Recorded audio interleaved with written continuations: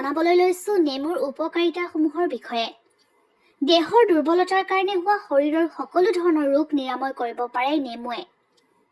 নেমুৰ ৰস জণ্ডিছ ৰোগীৰ বাবে অতিকৈ উপকাৰী। দাঁতৰ আলু খহা, বিষ হোৱা আদিত নেমুৰ ৰসৰ উপকাৰিতা আছে। ভৰিৰ গেৰুৱা ফাটিলেও তাক নিৰাময় কৰিবলৈ নেমুৰ ৰস ব্যৱহাৰ কৰিলে উপকাৰ লাভ কৰে। পানী লগা অসুখত গোল নেমুৰ ৰস বা গুটি পিহি খালে এই ৰোগ নিৰাময় হয়। পেটৰ সমস্যা হ'লে বহুত মাহ পুৰণি নিমখত দি থোৱা নেমু খালেও এই সমস্যাৰ পৰা পৰিত্ৰাণ পাব পাৰি।